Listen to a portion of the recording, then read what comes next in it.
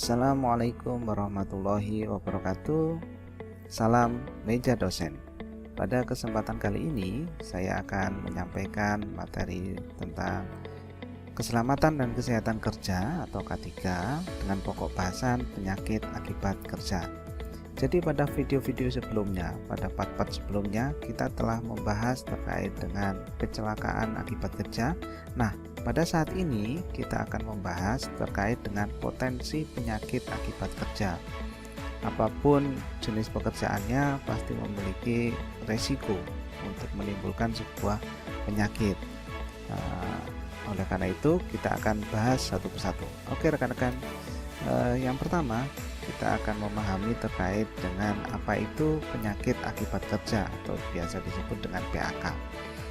Penyakit akibat kerja adalah penyakit yang disebabkan oleh pekerjaan, alat kerja, bahan, proses, maupun lingkungan kerja.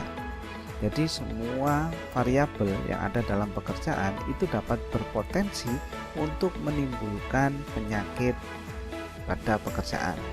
Kemudian di pengertian yang lain, PAK merupakan gangguan kesehatan baik jasmani maupun rohani yang ditimbulkan ataupun diperparah karena aktivitas kerja atau kondisi yang berhubungan dengan pekerjaan. Jadi rekan-rekan, perlu kita tekankan di sini bahwa penyakit itu tidak sekedar penyakit jasmani atau yang terlihat secara fisik seperti terjadinya cacat, kemudian demam dan lain sebagainya, tapi juga penyakit yang berupa kondisi psikis atau kerohanian, misalkan depresi, stres akibat beban pekerjaan, stres akibat komunikasi dengan rekan kerja, dan lain sebagainya. Nah, macam-macam penyakit akibat kerja sendiri pada materi ini dibedakan menjadi 7. Yang pertama adalah penyakit silikosis yang disebabkan oleh pencemaran debu silika bebas berupa SiO2 yang terhisap masuk dalam paru-paru dan kemudian mengendap.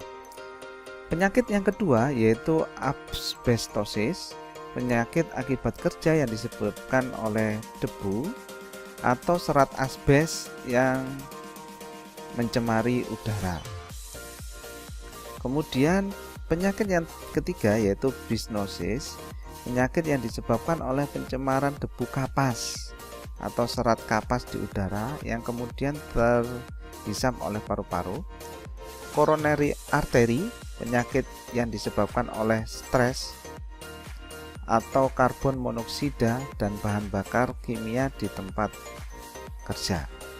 Kemudian antrakosis, penyakit saluran pernapasan yang disebabkan oleh debu batu bara. Penyakit berilosis, udara yang tercemar oleh debu logam berilium, baik yang berupa logam murni, oksida, sulfat maupun dalam bentuk halogenida, dapat menimbulkan penyakit saluran pernapasan. Jadi dari ke-6 jenis penyakit ternyata banyak penyakit yang menyerang paru-paru, menyerang pernapasan dengan nama yang berbeda-beda, dengan penyebabnya yang berbeda-beda. Nah, yang ketujuh di sini adalah jenis-jenis penyakit lainnya. Contoh ada penyakit kulit, kerusakan pendengaran seperti ketika kita berada di pabrik, itu kan banyak mesin-mesin besar yang bekerja, kemudian suaranya juga memekakkan telinga, sehingga untuk salah satu alat kesehatan dan juga keselamatannya adalah kita menggunakan headset ya, kalau rekan-rekan pernah lihat. Kemudian gejala pada punggung dan sendi, ini terjadi spasme, kemudian munculnya kanker, penyakit liver, neuropsikiatrik, kemudian penyakit yang tidak diketahui sebabnya. Ini contoh macam-macam penyakit akibat kerja. Apakah hanya ini saja? Tentunya tidak. Teman-teman bisa mengeksplor di materi-materi yang rekan-rekan dapatkan di media-media lainnya. Masih banyak sekali penyakit-penyakit akibat kerja. Nah, sekarang kita membahas terkait dengan penyebab penyakit akibat kerja. Di sini penyebabnya apa saja? Yaitu yang pertama adalah penyebab dari golongan fisik berupa kondisi yang sangat bising, kemudian radiasi, kemudian suhu ekstrim, tekanan udara yang terlalu besar, vibrasi, maupun juga dari intensitas cahayanya. Kemudian yang kedua dari golongan kimiawi, semua bahan kimia dalam bentuk debu, uap, gas, larutan, kabut. Nah, ketika rekan-rekan masuk ke laboratorium kimia, di situ kan sudah mulai tercium bau macam-macam. Nah, ini juga dapat atau berpotensi menimbulkan penyakit akibat kerja.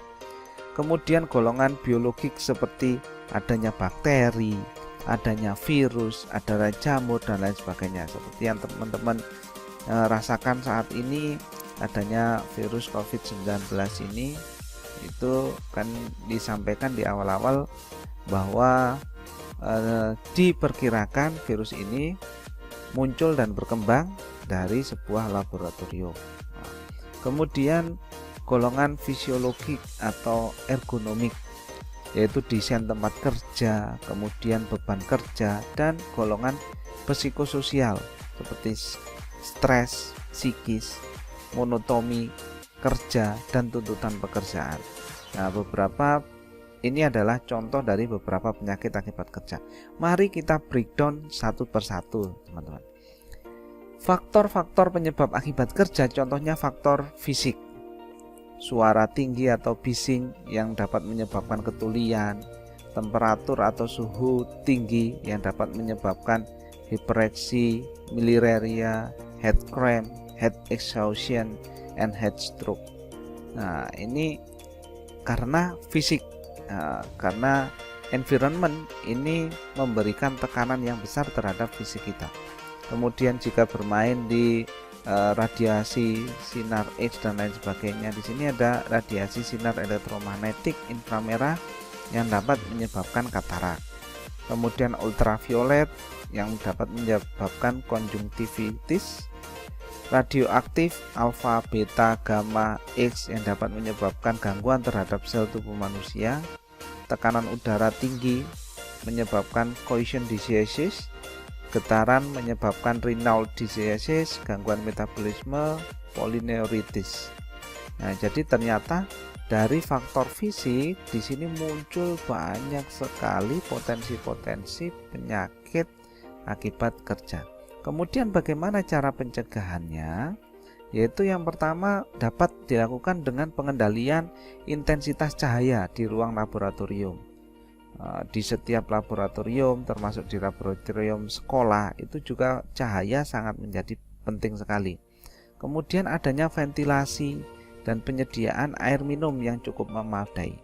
Biasanya jika kita sudah fokus pada pekerjaan, kita fokus pada komputer, itu bisa menjadikan kita lupa akan kebutuhan kita terhadap air minum, sehingga tanpa kita sadari kita mengalami dehidrasi. Kemudian menurunkan getaran dengan bantalan antivibrasi, pengaturan jadwal kerja. Jadi jangan terus-terusan diforsir kerja terus lembur, maka juga akan menjadikan atau menyebabkan beban psikologis. Pelindung mata jika itu memang dibutuhkan, kemudian filter untuk mikroskop. Yang selanjutnya adalah faktor kimia. Ini yang berhubungan dengan zat-zat kimia yang berasal dari bahan baku, bahan tambahan, hasil produksi, sisa produksi, atau bahan buangan. Bentuknya macam-macam, bisa padat, cair, gas, uap, maupun partikel yang masuk melalui saluran pernafasan, pencernaan, kulit, dan mukosa.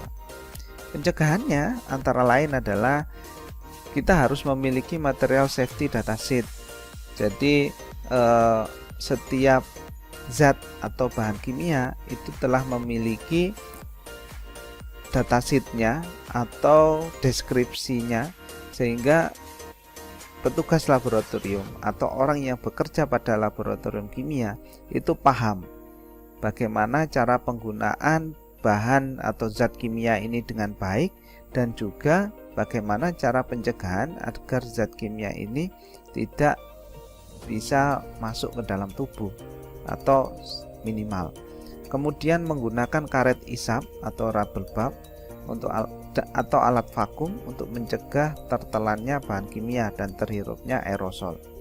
Menggunakan APD, itu biasanya ada mata, sarung tangan, celemek, jas laboratorium dengan benar, atau kalau perlu kita pakai APD pencegahan virus COVID-19 itu.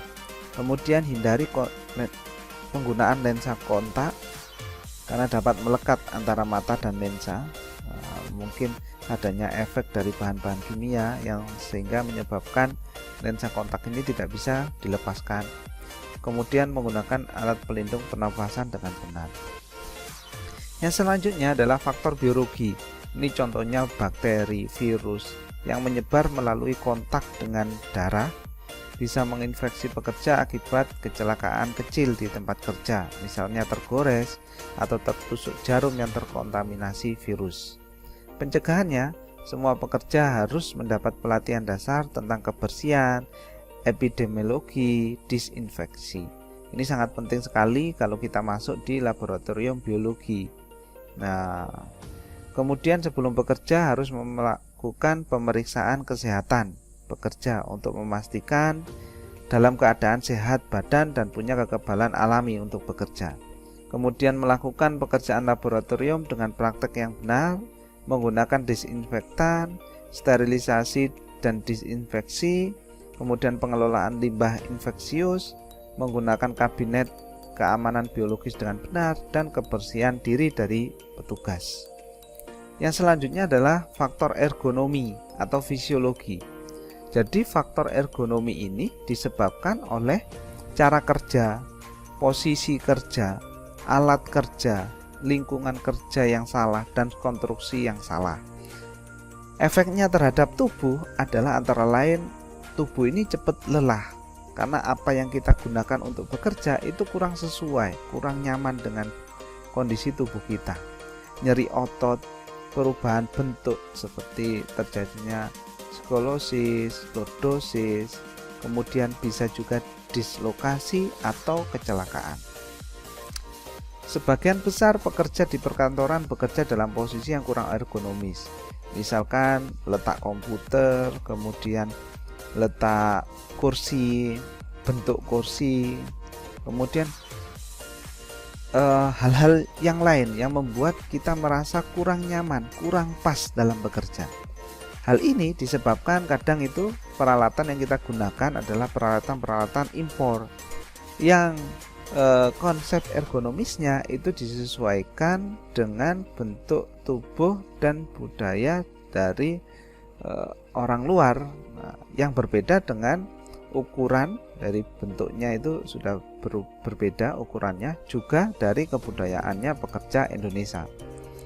Sehingga ketika hal ini terjadi dipaksakan, maka terjadi kadang nyeri pinggang atau low back pain, kemudian terjadi spasme, kemudian terjadi penyakit-penyakit yang lain yang mengganggu pekerjaan kita. Dan selanjutnya adalah faktor psikologi. Nah, ini yang mungkin jarang dibicarakan, kemudian jarang disampaikan juga, bahwa dalam sebuah pekerjaan selain faktor-faktor fisik tadi itu yang bekerja atau dampak berupa penyakit fisik, ada juga dampak berupa penyakit psikologis. Faktor ini sebagai akibat organisasi kerja. Jadi ketika kita bekerja tentunya kita berkomunikasi dengan banyak orang, dengan banyak tipe, dengan banyak pendekatan, dengan banyak metode. Kadang kita tidak bisa menerima 100% apa yang dilakukan oleh partner kita kerja, apa yang dikerjakan dengan metodenya masing-masing. Kita akan memiliki impediment terhadap cara kerja orang tersebut. Sehingga di sini salah satu faktor akibat penyakit akibat kerja ditimbulkan oleh faktor psikologi. Disebutkan di sini ada contohnya faktor-faktor tersebut: tipe kepemimpinan, ada pemimpin yang otoriter, ada pemimpin yang sangat tegas, ada pemimpin yang disiplin, ada pemimpin yang memacu pengembangan potensi dari tim. Nah, perbedaan tipe kepemimpinan ini dapat dirasakan, dan ketika tipe kepemimpinannya itu tidak bisa kita terima, maka akan menciptakan tekanan-tekanan psikologis. Kemudian hubungan kerja, komunikasi, dan keamanan yang kurang selasi. Kemudian tipe kerja juga, kerjanya monoton. Misalkan kita akhir-akhir ini ramai dengan pembicaraan tentang KPI, dan ketika KPI diundang di salah satu podcast menyatakan bahwa pekerjaannya adalah melihat men-screening dari tampilan-tampilan televisi, dan itu bisa dilakukan selama 6 jam. Itu kan juga pekerjaan yang sangat-sangat monoton. Kemudian berulang-ulang, kerja berlebihan, lembur, terus melakukan lembur. Hari ini tidak tidur seharian, besok istirahat, besoknya lagi lembur lagi. Nah, kemudian kerja kurang juga bisa menyebabkan tekanan di faktor psikologis, dan kerja shiftnya kurang tepat, dan lain sebagainya. Hubungan kerja yang kurang serasi antara pimpinan dan bawahan atau sesama teman kerja dapat menyebabkan pegawai mudah stres, karena kita dari rumah sudah fresh, kemudian nyampe kantor ketemu dengan orang-orang yang kita kurang bisa blending, sehingga menyebabkan tekanan-tekanan psikologis. Nah, ada hal-hal yang bisa kita lakukan untuk diagnosis penyakit akibat kerja, yaitu yang pertama adalah menentukan diagnosis klinisnya, kemudian menganalisis hubungan penyakit dengan pekerjaan, apakah memang ada hubungannya dari faktor fisik, psikologis, kimia, biologi. Kemudian menentukan faktor yang mempengaruhi sehingga mengerucut dari sekian banyak faktor yang diidentifikasi, ini sudah mulai mengerucut. Kemudian mencari kemungkinan adanya penyebab lain, dan yang terakhir membuat keputusan apakah penyakit tersebut merupakan penyakit akibat kerja atau bukan. Dan yang terakhir adalah pencegahan penyakit akibat kerja. Ini beberapa tipsnya, seperti memakai alat pelindung diri secara benar dan teratur, mengenali resiko pekerjaan dan mencegah supaya tidak terjadi lebih lanjut, kemudian segera mengakses tempat kesehatan terdekat apabila terjadi luka yang berkelanjutan. Selain itu, kita bisa melakukan beberapa pencegahan lain seperti pencegahan primer, pencegahan sekunder, dan pencegahan tersier. Tentunya pencegahan primer ini berfokus pada health promotion, dalam bentuk bahwa kita harus menjaga diri kita sendiri sebelum potensi-potensi penyakit di tempat pekerjaan itu bisa menyerang kita. Di sini bisa dilakukan dengan perilaku kesehatan yang kita olahraga teratur, kemudian pemetaan faktor bahaya, kemudian perilaku kerja yang baik, melakukan olahraga, dan gizi yang baik. Kalau pencegahan sekunder atau specific protection, ini pengendalian melalui undang-undangnya sudah ada, kemudian pengendalian melalui K3, keselamatan kesehatan kerja, pengendalian administrasi, teknis, dan jalur kesehatan imunisasi. Dan yang terakhir adalah pencegahan tersier, pemeriksaan kerja secara periodik, kemudian pemeriksaan lingkungan secara periodik, surveillance, apakah semua sudah sesuai dengan standar, kemudian pengobatan yang segera ketika terjadinya PHK, dan juga pengendalian yang segera di tempat kerja ketika terjadinya masalah-masalah baik penyakit maupun kecelakaan akibat kerja. Oke rekan-rekan, itu saja yang dapat saya sampaikan dalam video kali ini. Sampai ketemu di video materi K3 berikutnya. Salam meja dosen, see the future, be the future. Wassalamualaikum warahmatullahi wabarakatuh.